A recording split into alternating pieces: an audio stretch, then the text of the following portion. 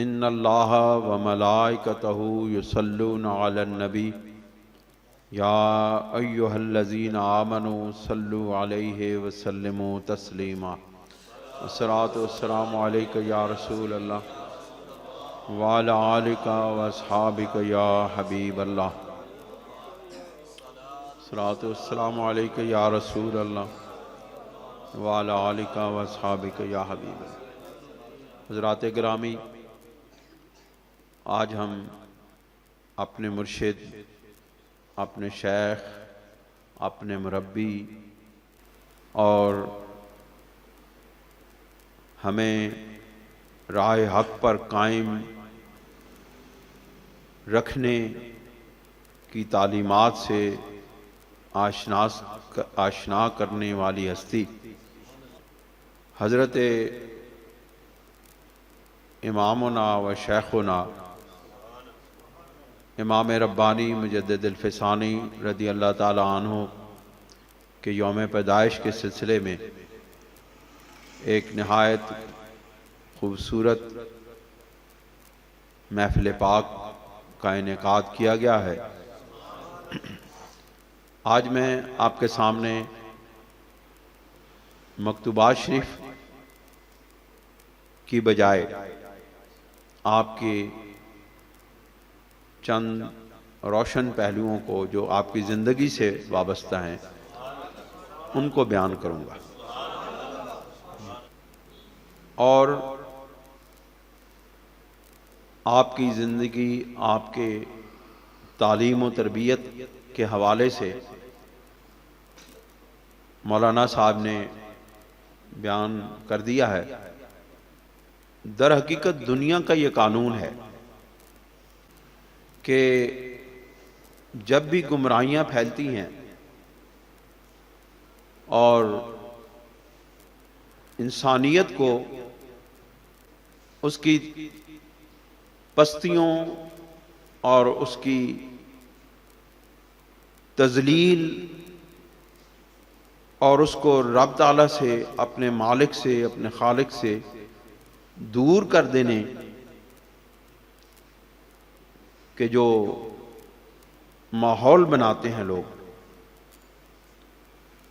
کیونکہ آپ کو معلوم ہے کہ ہمیشہ سے حق اور باطل، آپ بیٹا آ گئے، حق اور باطل، شر اور جو خیر ہے، یہ دونوں ہمیشہ آپس میں کشمکش میں رہی ہے۔ ہمیشہ ان دونوں کی، جب سے یہ کائنات بنی ہے، جب سے حضرت آدم علیہ السلام پیدا ہوئے ہیں، حق اور باطل، خیر اور شر کی آپس میں جنگ شروع ہے۔ حضرت آدم علیہ السلام کی پیدائش ہوئی تو سب سے پہلے مزاحمت کرنے والا باطل ہی تھا، اور یہ بات بھی یاد رکھیں کہ باطل ہمیشہ سب سے پہلا حملہ نبوت کے عقیدے پہ کرتا ہے، کیونکہ شیطان نے سب سے پہلا جو حملہ کیا تھا وہ عقیدہ نبوت پر تھا، عقیدہ توحید پر شیطان نے حملہ نہیں کیا تھا، کیونکہ عقیدہ توحید کا سب سے بڑا علمبردار شیطان تھا، ابلیس۔ اس لیے جب بھی، جہاں بھی، جس وقت بھی حق کے خلاف آواز اٹھتی ہے تو سب سے پہلے نبوت کے عقیدے پر حملہ ہوتا ہے۔ جب نبوت کا عقیدہ کمزور ہو جاتا ہے پھر باطل کا کام آسان ہو جاتا ہے، کیونکہ حق کے سامنے، حق کے ساتھ ملانے والا صرف اور صرف عقیدہ نبوت ہے، اور حق سے دور کرنے والا اس عقیدے کی نفی کرنے والا ہے۔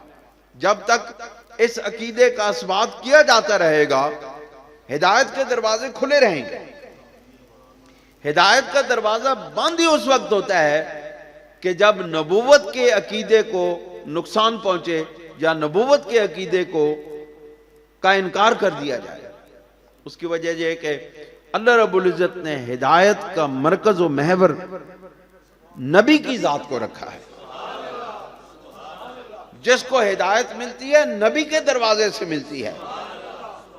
اور جو ہدایت کے راستے کو چھوڑتا ہے وہ سب سے پہلے نبی کے راستے کو چھوڑتا ہے. جب وہ نبی کے راستے سے الگ ہو جاتا ہے،